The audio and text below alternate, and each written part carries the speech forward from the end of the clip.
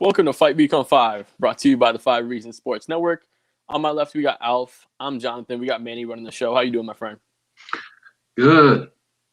Good weekends of fight last week. We had Kamaru Usman defeat Gilbert Burns in the main event of UFC 258. Let's get right into that because that was a great fight. Burns came out early. He came out hot. He actually dropped Usman, and Usman came back and used the coaching of Trevor Whitman to get back in that fight, used the jab, and essentially finished him off with the jab. What do you think about that fight overall? Yeah, I was actually surprised how easy it was for Kamaru Usman, really. I felt it really was. And coming into the fight, I believe I even texted you. Kamaru Usman didn't look like he did any warm-ups in the dressing room, and then he came out looking dry as a bone. I don't know if you saw him coming to the octagon. Mm-hmm. He didn't look like if he was ready to fight. He was as dry as you can get. Gilbert Burns had a nice little glisten sweat. He was warming up. He was active. He was on his toes. Then the fight started. And all of that went out the window. Man, maybe Kamaru Usman is as good as he says he is what I got from that fight. Yeah, I mean, he just showed how dominant of a champion he is and showed how hard it's really going to be to take that belt off his waist when that time comes. When he fought Saturday, he broke GSP's welterweight winning streak. I think he's on a winning streak of 13 now in the welterweight division in the UFC. Where does that put him in the pound for pound discussion right now when it comes to who's in the UFC right now? Well, we're going to get to that in a second, but until he has that moment, he has to have some adversity, right? But then again, has Khabib had any adversity? Jon Jones has only had adversity that he's created on his own, to be honest with you, by not training, for one, because his fight against Weidman, everybody says it, and it's the truth. He didn't train, okay, for that fight. And Jon Jones has been known to be a guy that just, wakes up in the morning and decides, I want to go defend my title for the 10th time. But until he has some adversity and see how he comes back from it, we really won't know. But he's right up there. Like you can't really argue. If he wants to call himself the best pound-for-pound fighter in the world, you can't tell him to shut up. Like you could say, okay, I disagree with you, but you got a case. I mean, he definitely does have a case. He just showed how flexible he is as far as what he can do in the octagon, and he's only getting better. His striking is getting better. His stand-up's getting better, and he already is pairing that with an immense amount of power because he has a lot of power in his hands. He just hasn't really learned how to use his hands yet, but he's starting to learn how to do it and starting to get better with it. And working at elevation in Colorado with Trevor Whitman and Justin Gaethje and all those guys up there, that's only going to help him get better. So I feel like he's showing what Kamaru Usman can be, and he really could be one of the top welterweights of all time. Mm-hmm. And, he's already been paid the ultimate compliment by Teddy Atlas. You know who Teddy Atlas is? World-renowned boxing trainer, Hall of Fame boxing trainer. He got the ultimate compliment. He got called on his own podcast. He called Kamaru Usman the Marvin Hagler of MMA. And if you don't know who Marvin Hagler is, Marvin Hagler was middleweight champion for about 10 years. And he became middleweight champion. And when he lost the middleweight title, everybody's like, wow, it really has been 10 years. He's just been dominating the middleweight division. It could be something like that. Yeah, I mean, we might not be seeing. We don't know who he's going to lose to. You know what I mean? He's such a problem. Yeah. He's such a problem, and he says it himself. It's hard to think who can come in and actually beat this guy. So I wanted to get into those pound for pound rankings. Obviously, let's exclude Khabib because right now he's pretty much count as retired. I feel like he's retired. I don't think he's coming back. So let's exclude Khabib. In today's UFC, who is your top 5 pound for pound list? Well, that's interesting because I had Khabib number 1. Okay, so we're going to move all these guys up a spot, and then I'm going to try to get a new number 5, all right? So the way I set it up was I had Kamaru Usman number 5, so I guess now he'll be number 4, all right? I had Izzy Adesanya number 4, so now he'll be my number 3, and I think there's no argument he has to be a top 3 guy. I had Amanda Nunes number 3, and I moved it up to number 2. If somebody can't be beat and won't be beat, okay, and come on, you can bet your house on it, all right? She's not losing anytime soon, and if she loses, it's something to happen. Maybe she went in with an injury. So I got Amanda Nunes at number 3, so obviously number 2. I had Jon Jones at number 2, okay? And I understand, okay, Jon Jones is not active. He's not even in the rankings for the UFC right now, the active rankings, because they're waiting for him to move up to heavyweight, where they'll re-rank or they'll give him somebody to fight, which is kind of interesting that this fight's going to come off this weekend, because who knows, that could be an opponent for John Jones to wet his beak a little bit, right? Maybe the winner of this fight Saturday night. So I guess we move up John Jones to number 1 on my list. And you ask me, okay, well, does he really deserve it? Well, what has he done to not deserve it? Right. This is a guy that doesn't, sometimes doesn't really look like he cares. Gets into tussles, and come on, you have to, after all this time in the octagon, you have to get into a tussle every once in a while. Sometimes he gets into these tussles and he gets into these fights where there's some doubt, where he really didn't train for these guys because he's actually kind of bored. So if I'm looking for a number 5, I'm not going to put Peter Yang in there, okay? Because I think he has a big one coming up against Aljamain Sterling, and I think that it could easily change hands. So if I look at this list, and I avoided putting in Davison Figueiredo because I believe his big fights are coming, and who knows, if those big fights are coming, there could be several losses in there. So I'm going to go ahead and give it to Volkanovski. He's beaten Max Holloway twice, and I'll put Alexander Volkanovski number 5. And I hesitate to put Blachowicz in because he's light heavyweight. Come on, that's John Jones's division. Right. What's behind him? They got Glover Teixeira as number 1. Come on, no. And what's behind it is guys that he's beaten: Costa, Whitaker, Cannonier, Darren Till. None of these guys excite me as far as top 5. But yeah, I guess I'll go. Let's go with Alexander Volkanovski, and honorable mention Charles Oliveira, number 5. Okay. So that's definitely a good list. A lot of guys that I'm going to have in mind as well. For starting at number 5 for me, I'm going to put Dustin Poirier in there. He dominated the featherweight division, and he moved up to 155. Obviously, he moved up a long time ago, but he dominated 2 divisions, and he was really a top dog in both of those divisions. And he just showed how good he was, especially in that fight with Conor McGregor. He took Khabib to the limit in his fight, obviously, before getting choked out. So I got Dustin Poirier at number 5. At number 4, I'm right there with you. I got Kamaru Usman. I feel like he's a threat right now, but he's not a guy that you'll see move up to 180 or 185 and see take on that middleweight champion. So I feel like he has that division on lock. That 170-pound division is his. Number 3, I'm gonna give it to Amanda Nunes. Like you're saying, she's unbeatable in both divisions that she's holding the belt. I feel like the only way she relinquishes any of those belts at this point is if she retires and if she leaves the sport. Because, like you said, you just don't see her losing. She's fighting Megan Anderson coming up in 3 weeks. I believe it's 3 or 4 weeks. She has that fight with Megan Anderson, and I mean, I don't think that's going to be a particularly close fight. I can see Nunes getting a knockout there and finishing that one. Moving on to number 2, I got John Jones. He's moving up to heavyweight right now, and he's been a dominant champion. He's basically undefeated. That illegal knee, something that should have been taken out a long time ago, but basically undefeated, going from light heavyweight to heavyweight. He did have that tough fight with Reyes before moving up, so it's interesting to see what part of his career he is now. If maybe the reason he moved up is because he doesn't have the speed to compete with those light heavyweight guys. But it's going to be interesting to see how he pairs in the heavyweight division. And number 1, I'm going to give it to Izzy Adesanya.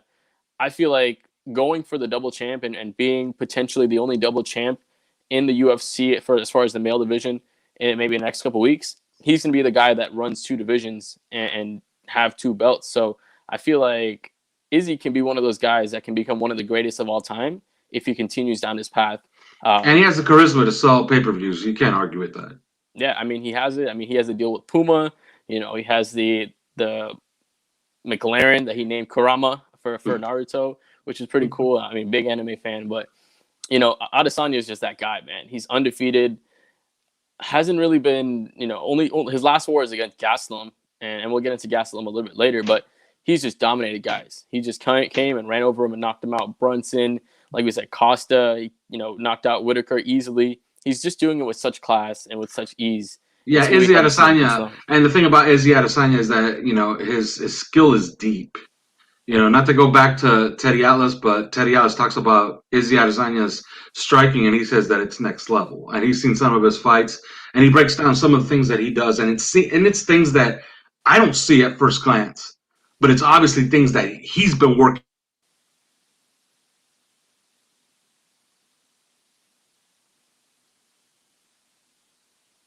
years.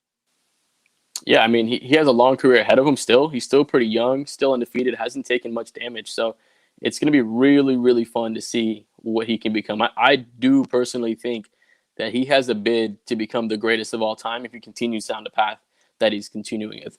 Any top five or any pound for pound fighters you think might have been snubbed from the list, or you think that's your pretty good list right there? Nah, I like that list pretty good. Although Gaethje, let's face it, Gaethje just got into the octagon with the wrong guy, but he was headed there, right? He was headed to that list, and he could still get on there. Still, there's fights for him to make. Yeah, I mean, dude's a bonus machine. He knocks everybody out when he goes into that ring. So Gaethje is up there as well. That lightweight division is just really one of the pound for pound best as far as the division goes. Let's get back to Usman, one of the pound for pound greats right now. He called out Jorge Masvidal, Miami's very own Jorge Masvidal, after the fight, saying that he's. Yeah, I think his accountant got into his ear and told him, "Hey, make sure that you call out Jorge Masvidal." All right.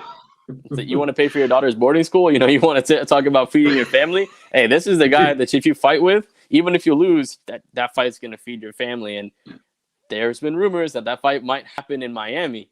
What do you think about that fight potentially happening in Miami? Oh, if it happens in Miami, it's a spectacular event. And let's face it, it's Florida, so we're closer here than elsewhere to filling up a stadium. I don't think it'll be a capacity American Airlines Arena, but can they get 6,000 people in there? I think they will. I think that's something that they can do. Like they could do something maybe close to 40% capacity for a fight. And Dana White's already talking about like this is the year. Like he's going to put asses in seats in 2021. That's his goal. So yeah, why not? And as far as the opponent, do I have my doubts? Yeah, I have my doubts. I've seen Kamaru Usman dispatch too many guys too easily. And Jorge Masvidal said something interesting when he lost to Kamaru Usman. Remember? When he lost his last fight, he spoke into his ear, and some of the people that can read lips said, "Let me get a couple dubs and let's run it back." Well, is Jorge going to go get these couple dubs? Like, when are they coming? You know what I mean? Yep. So I like to see Jorge Masvidal in the octagon one more time before they start, really hyping this up.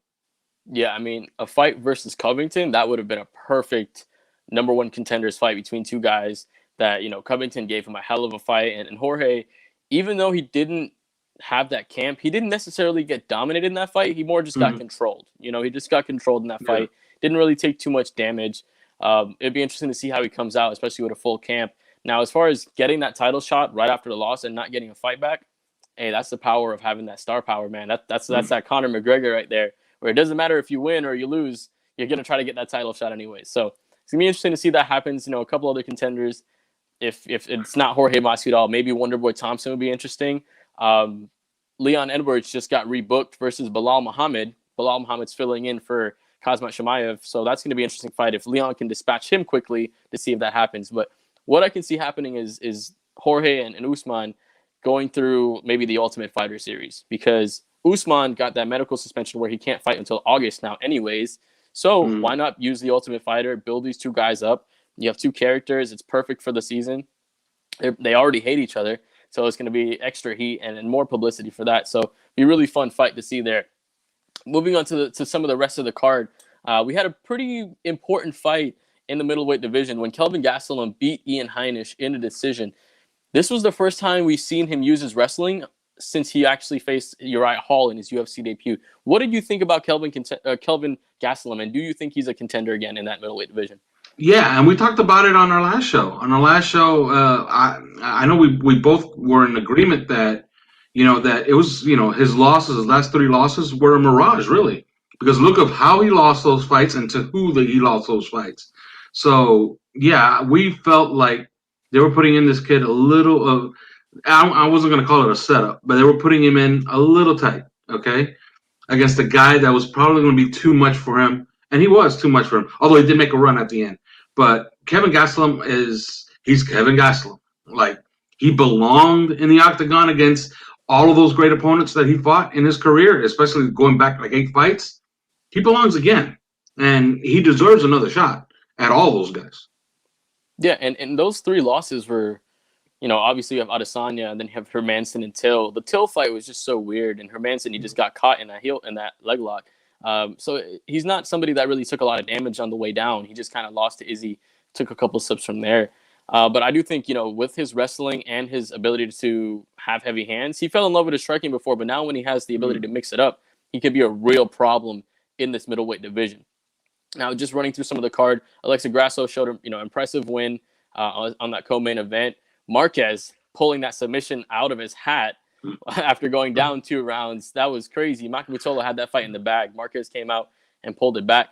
And in the featured prelims, we had a heavy favorite, Adolfo Vieira. He got submitted by Anthony Fluffy Hernandez in the second round. This dude gassed out after 3 minutes in the first round. DC was talking about it was too much muscle, and maybe the fat on Anthony Hernandez was the reason that he was able to maintain that cardio. What do you think about that fight, and what do you think about DC's analysis of having some extra fat giving you that cardio boost? It was odd. It was an odd thing to watch, and let's face it, boxing, football, basketball, any sport, nobody has a booth like the UFC does. When DC and Joe Rogan are at the controls, nobody's better. Nobody's better. And the way that they describe a fight is absolutely awesome. And let's just go briefly right back to one fight, the Macy Barber fight. I thought that was a travesty. Like, who is in her corner? Who is her team? Why is she wasting all of this energy? Why doesn't she close the distance? And I thought it was a disgraceful performance, really, against Alexa Grasso. I thought she could have beaten her if she wanted to, but I don't know what it was. Maybe it was she was a little shell-shocked from losing. Is she just not used to losing, and she lost to Roxanne Modafferi, and then all of a sudden she sees herself in a tight fight, and she's like, whoa, I don't want to do anything stupid. Well, you did do something stupid. You lost the fight. So I was supremely disappointed in Macy Barber in that fight. Yeah, I mean, I had her as one of my betting picks as far as betting on her, because she is a great fighter and she has the ability to do much better than what she did. But like you were saying, she got afraid due to that last loss, and she was punching the air half the time. She was way too far for any of those punches to landing, but she was shadowing anyways. And you taught me what those called, their aura punches. So that definitely was a little bit disappointing to see Macy Barber go out like that. But I think she's somebody who can come back in the future. Any other fights on this card that you wanted to think about? No. I think that we could put UFC 258 to bed on that one. Perfect. And Young Assassin, you have us transitioning perfectly, because we want to get into this weekend's card where we have Derrick the Black Beast Lewis taking on Curtis Razor Blaydes in a heavyweight main event. Man, Derrick Lewis is such an entertaining guy, but Blaydes is also a phenomenal talent. What do you think about that fight? Well, it could go either way, right? Like, this is matchmaking at its best. And it's kind of dangerous matchmaking, because you got to figure, there's a few guys that you want to work in, all right? We know that DC is on the way out or gone, unless, maybe somebody puts a giant suitcase of money in front of them to run it back with Stipe Miocic. Maybe that happens. But let's face it, Stipe Miocic now against Francis Ngannou, it looks a little funky, right? Yeah. And would DC want to fight Francis if Francis wins that fight? I don't know. I don't think that's something that'll appeal to him. So you're talking about you gotta churn the heavyweight division a little bit. I'm not sure if I agree with this matchmaking, because these are consummate opponents. These are guys that you would want for the top of the division to, not to feast, but maybe to feed on. Okay, in between fights, because they're all legitimate. Derrick Lewis, Curtis Blaydes, they're both legitimate. So this is the kind of matchmaking that it's made for the fans. Like, the fans should really appreciate that UFC is going to put on a fight like this, because this is essentially a loser go home match. The loser is essentially that goes right down to the bottom of the top 10 in the heavyweight division, and probably not to be seen for a while or ever again in championship picture. Now, if one of these two guys can manage to dispatch the other inside of a round, they move all the way back up again. And even Derrick Lewis, and I understand Derrick Lewis has looked really bad in a couple of high-profile fights, but even he can pull that off, because, like you said, he has public behind him. People want to see him fight. People enjoy watching him fight. And I don't know if you saw interview this week. The guy's golden. The guy's gold. Like, this is a guy that you need in the UFC. All right. So if you're a fan of the UFC and you want to think second level, you want to play chess a little bit, root for Derrick Lewis. You want this guy around. You want this guy in your sport. Yeah. I mean, he was coming in. He was talking about how he's tired of punching people and knocking people out, and he's an all-American wrestler now. He's gonna go ahead and take people down. And that was a clear knock on Curtis Blaydes because, like his last fight against Volkov, he ragdolled him, but he didn't really damage him that much. He just kind of kept him there and held him there. So, a very interesting fight. Let's get into Derrick Lewis a little bit because he's coming as a heavy underdog, right? But he has those lunchbox hands, and he's shown if he gets taken down, he can get back up. He kind of has that really weird takedown defense where he just says, man, screw it. I'm just going to get up. And if they take my back, they take my back. But I'm just going to get up anyways. So he has a really odd takedown defense, but he's also a little more athletic than people give him credit for. What do you think Derrick Lewis, albeit this is a very simple game plan for him probably, what do you think Derrick Lewis has to do to win this fight? Well, you saw his kicks against Oleinik in his last fight, right? Some of that. Like, I want to see some of that athletic stuff. He was moving nice side to side. He looked great in his last fight. He kind of made you forget that, he had some bad moments, not in the near past in the UFC, okay? Because he really did look bad against Junior Dos Santos. He looked bad against Daniel Cormier.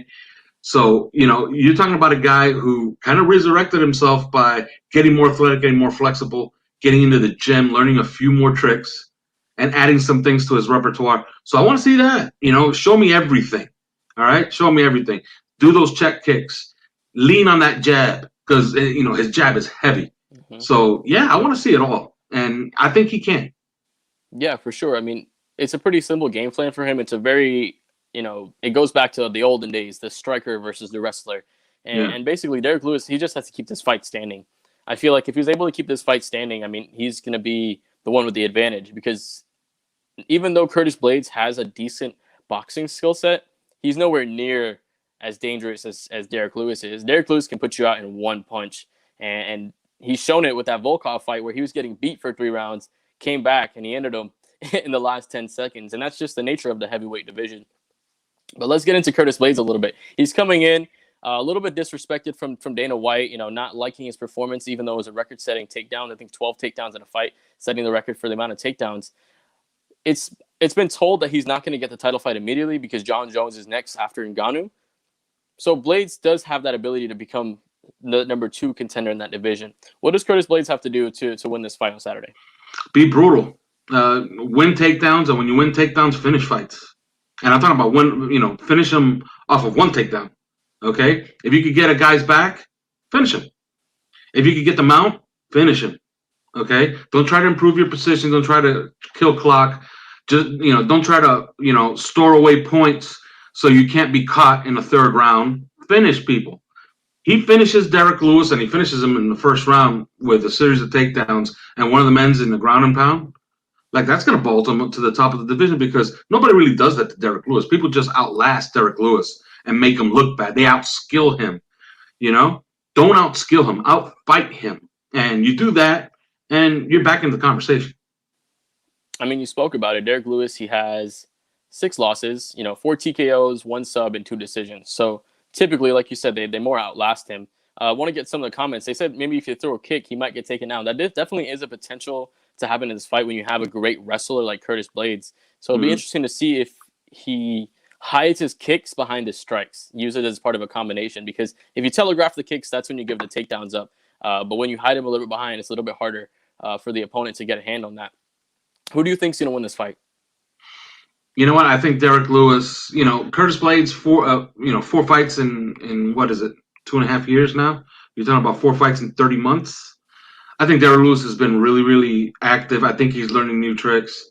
I think his stand-up game is good enough, and I think he's going to catch Curtis Blaydes with one of those lunch boxes. Let's call it 2nd round. Second round, they stop the fight on punches. Okay. Derrick Lewis wins. That's definitely the heavy underdog pick. I'm going to go ahead and take Curtis Blaydes. It's not the pick that I want to make because I definitely have the heavier affinity towards Derrick Lewis, but I feel like if Blaydes is able to take him down and control him, even if it's not able to finish him in the first 2 rounds, he's going to drain that gas tank. And you see how Derrick Lewis becomes when he becomes labored. That gas tank really is a big part of what he has to do to generate that power. So if he loses that gas tank, that volume's gone, and then it just becomes a much easier fight for Curtis Blaydes. Let's just get into a rundown of this card real quick. Couple of sleeper fights on this card. Charles Rosa versus Derek Minor. Rosa is coming in. I think he has 3 fight of the night performances coming in, and also a knockout of the night for a performance award. So that's a fun fight. We have an up-and-coming Chris Daukaus taking on Alexei Oleinik in the heavyweight division. Any thoughts on that fight? No. Okay, awesome. Nasruddin Imavov taking on Phil Hawes. That's going to be a banger. Imavov was coming in last year. He destroyed Jordan Williams. Jordan Williams can take a shot, but that man ate a shot. So that's another fun fight to watch for. Tom Aspinall, 2-0 in the UFC, finished almost all his fights. He's taking on the pit bull, Andrei Arlovsky. The dude's been fighting since I was like 3 years old. So it's good to see the pit bull. He fought in Pride, for Christ's sakes.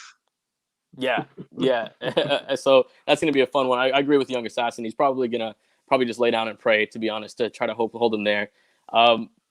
Luis Pena, the violent Bob Ross, is coming and he's taking a fight against Ricard Close. That's another fun fight. Eddie Weinland versus Josh Casadena, another fun fight. Nate Landwehr, Julian Erosa, another great fight. So this card kind of has a lot of sleeper picks for this card. I just wanted to shout that out. So if anybody's just thinking about what fights should they maybe skip forward to, those are the ones you want to see. Any fights you're thinking about that can be Well, Luis Pena, of course. Yeah, the violent Bob Ross. What a great nickname, man. Amazing.